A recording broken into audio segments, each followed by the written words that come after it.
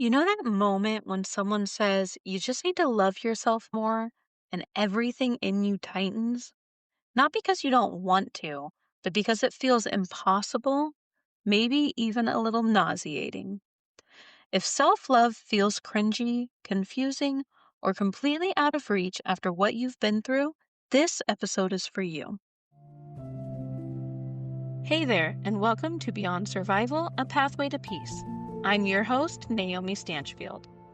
If you're living with the effects of trauma or PTSD, you're in the right place. I know what it's like to live in survival mode, always waiting for the next shoe to drop. For years, I searched for peace, for a way to feel safe in my own body again. That search became the foundation of the work I do today as a trauma-informed coach. This podcast is here to support you as you begin your own journey towards a calmer, more peaceful life. Each week, we'll explore real tools, heartfelt conversations, and simple practices to help you heal, one step at a time. You don't have to walk this path alone. Let's take it together. Today begins our 6-week series into relationships, love, and connection. Trauma can affect how we perceive, accept, and give love. So we are going to focus on how to transform your relationships with yourself, friends, family, and the world around you. Today's topic can sometimes come across as a bit cringy. Self-love. Now, before you turn off this podcast, we aren't talking about the take a bubble bath, drink a Starbucks latte, repeat affirmations kind of self-love. While those things can be beneficial at times, we are talking about a deeper form of self-love, one that can transform your healing journey. Trust me, I get it. Self-love can sound silly, useless, and impossible. As one of my favorite songs by Avery Anna, which is called Self-Love, says, I hate the way self-love sounds, and I hate that I need some right now. And that's the truth. We do need it. Trauma severely hinders the ability to love yourself by implanting deep negative beliefs, shattering self-trust, and creating shame and guilt. These feelings make you feel inherently flawed, unlovable, or broken. Feelings like this are often caused by negative thoughts or self-blame. It can disrupt your sense of safety and identity, leading to emotional dysregulation, difficulty trusting yourself, and creating unhealthy relationship patterns or self-sabotaging behaviors. This happens as our survival mechanisms become maladaptive or no longer helpful, which results in blocking compassion and acceptance of yourself. I know that that was a mouthful, so let's talk about how trauma undermines self-love for a minute. Internalized negative beliefs. Trauma makes you believe that you are inherently flawed, unworthy, or broken, stemming from abuse, neglect, or blame, making you feel deserving of bad things. Shattered self-trust and safety. It damages your core sense of safety and predictability, making it hard to trust yourself or believe you deserve positive experiences. Shame and guilt. You might blame yourself for the trauma or feel deep shame believing you were fundamentally wrong, which blocks self-acceptance, identity confusion. Trauma can disrupt your sense of self, making it difficult to determine who you are beyond the traumatic event, undermining confidence. Emotional dysregulation.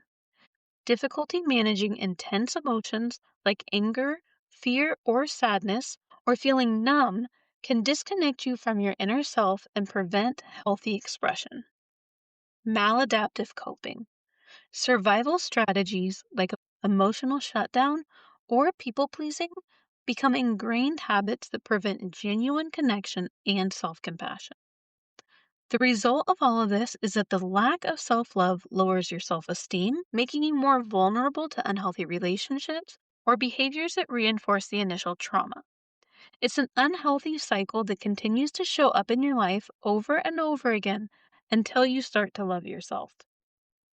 Now, I'm sure you've all heard the saying, no one can love you until you learn to love yourself. And I call bullshit on that. I know plenty of people who hate themselves and have a loving partner. The saying should actually be you can't fully accept others' love until you learn to love yourself. Because the truth is, if you don't love yourself, you probably feel unworthy of the love others give you. You question whether you have tricked them into loving you, if they are going to realize you don't deserve it at some point and leave, or you simply just can't recognize the love they are giving you. That's a lot, I know. Take a moment to notice what resonates most with you right now. So, what is self love? In trauma healing, self love means unconditionally accepting, caring for, and prioritizing your own well being, recognizing your inherent worth despite past experiences, and practicing self compassion. That means treating yourself like a friend. We do all of this through actions that support your physical, emotional, and mental growth, like setting boundaries and honoring your needs. It's about creating a safe internal relationship, moving from self criticism to self forgiveness, and allowing yourself to be imperfect as you heal from trauma's impact.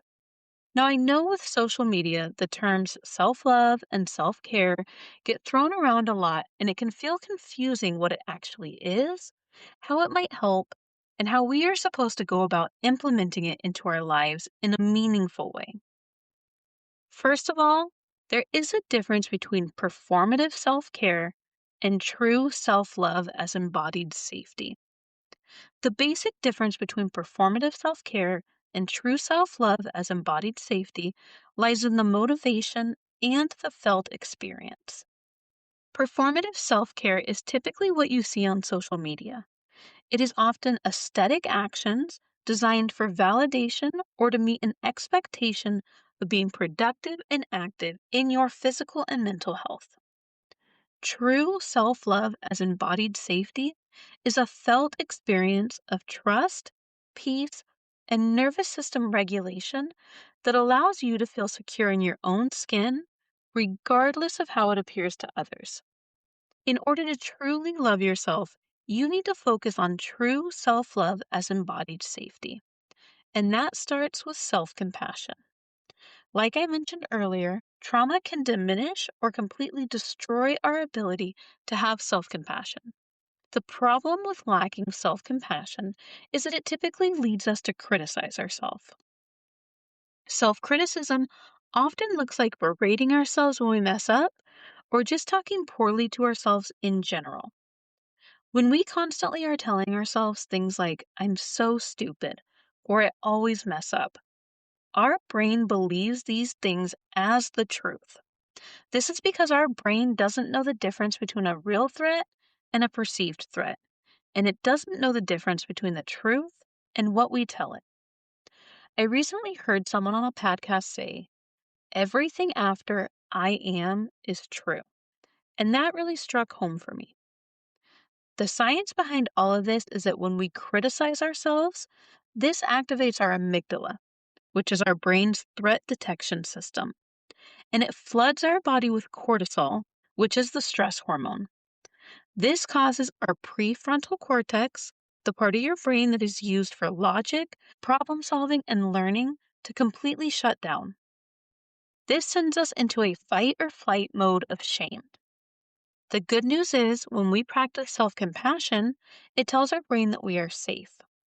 Studies have shown that self compassion actually activates our brain's caregiving system, which triggers your body to release oxytocin, which is the love hormone associated with safety, trust, and bonding. Oxytocin reduces your amygdala's activity, which in turn lowers your cortisol levels and allows your body to relax. So, how do we practice self love and self compassion when our nervous system doesn't feel safe in our own bodies? After trauma, self love isn't a feeling, it's a practice of safety and self trust. Here are some ways to start practicing self love and creating safety in your own body. 1. Allow yourself to feel your emotions without judgment. If you want to go back to listen to episode 4, titled Conceal, Don't Feel, Unlearning Emotional Suppression After Trauma, I talk all about how to start feeling your emotions and the science behind why this is important. But in short, in order to feel safe in our own bodies, we must learn to fully feel our emotions. When we try to suppress them or we shame ourselves for them, our body and our mind feel unsafe every time a strong emotion pops up.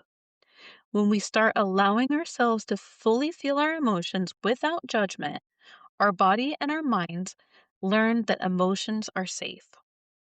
Number 2, practice self compassion. This means that we treat ourselves with the same kindness and patience that we would treat our loved ones with. When you start to berate yourself, stop and ask yourself, what would I tell my best friend if she were in the same situation? Likely you would be much kinder to that person than you are to yourself in that moment. This also means that we need to change the way we think and talk about ourselves. There is this quote that sums up why this is important so well, and it says, our thoughts become our words become our beliefs become our actions become our habits, and our habits become our realities. When you notice yourself talking poorly about yourself, saying things like, I'm so stupid, I'm fat, or I'm unworthy, stop and ask yourself, where did these thoughts come from? Whose voice do you hear when you think these thoughts? Oftentimes, these thoughts did not just appear out of thin air. We were either told them by someone or they were implied in the way people spoke to and treated us in our past. Do we really want those people to be the people that decide how we think and feel about ourselves now? No. To start changing your thoughts, use the stepping stone thoughts process that I've been teaching you. If you missed it, episode 10 goes into depth about how we change our thoughts using the stepping stone thoughts process. Number 3, practice true and gentle self care. This means focusing on our basic needs like sleep, nutritious food, and gentle movement. These things help to soothe your system as you provide the safety, love, and care for yourself that your mind and your body have needed for so long. Number 4, set boundaries. Learning to say no helps to protect your time and energy, which helps to create safety and show self-respect. We will be going more in depth on setting boundaries in this 6-week series, so stay tuned if you need some help with this. Number 5, find and create joy in your life. Start to engage in activities that you enjoy, even small ones. This helps to reconnect with yourself and build positive experiences. This is extremely vital for trauma survivors as our mind and our body continue to replay negative experiences in our lives. Teaching them that positive experiences still exist help you to come out of the fight or flight mode and start to relax. Number 6, mindfulness and soothing. Somatic exercises we have discussed previously, like deep breathing exercises, guided meditation, grounding, and gentle movement, are all great ways to show self-love. They help to bring your body out of survival mode and into the present. Number 7, connect with supportive people. Spending time with those who love, support, and accept you helps your mind and your body to see that there are safe people in your life. Knowing that you can make safe choices in the people that you surround yourself with will help to boost your trust in yourself as well. And number 8, celebrate small wins. Acknowledging your efforts and progress, however small, is a vital part of your healing process.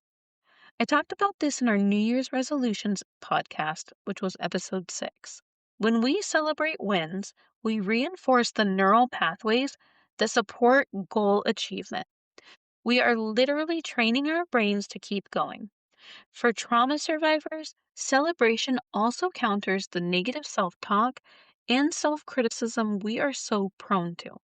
It rewires our brain to notice what's going right, not just what's going wrong. Now, I'm not going to lie to you and say that learning to love yourself is going to be easy or quick. Most of us have spent years or even decades hating ourselves. The neural pathways are self-hate Negative self-talk and negative beliefs are strong and deeply rooted right now. But as we've discussed before, science has found that through neuroplasticity, our brain is able to form new neural pathways, allowing it to adapt to new experiences, learn new skills, and recover from injury. This means that through repetition, we can create new pathways for our brain, ones that include self-love, self-compassion, and a kinder self-talk. Self-love grows where the nervous system and the mind begin to speak the same language. Before you go, take one gentle breath of gratitude for yourself, for simply showing up to this conversation. You are already practicing self-love by being here. I'd love to hear how you plan to start practicing self-love in your healing journey. Head over to our Facebook group, Beyond Survival, Healing Together, and share your self-love practices. Your ideas might inspire others to start their self-love journey as well. Thank you for joining me today on this self-love journey, and remember, self-love isn't a reward for healing. It's the pathway to it. Thank you so much for joining me today on Beyond Survival, A Pathway to Peace. I'm so grateful to walk alongside you on this journey. Remember, healing isn't about perfection. It's about returning to yourself one small step at a time. Every time you show up for yourself like this, you're building something beautiful, a life beyond trauma. Healing is a journey, and every step, no matter how small, is meaningful. Be gentle with yourself along the way, and remember, you don't have to do it alone. If you're finding things especially hard right now, please don't hesitate to reach out for professional support. You don't have to do this alone. Help is out there, and healing is possible. If this episode resonated with you, feel free to share it with someone on their own path. Also, if you found value in today's episode, I invite you to connect with me on TikTok, Facebook, and Instagram at Beyond Survival Pathway.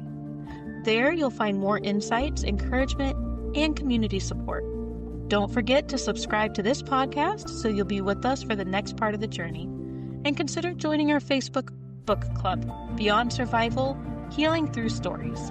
It's a welcoming place to explore transformation through shared stories and connect with others on the path to healing. Until next time, keep putting one foot in front of the other. You're not walking alone, and the path to peace is unfolding with every step. Let's keep walking this journey together. Take care, and I'll meet you back here soon.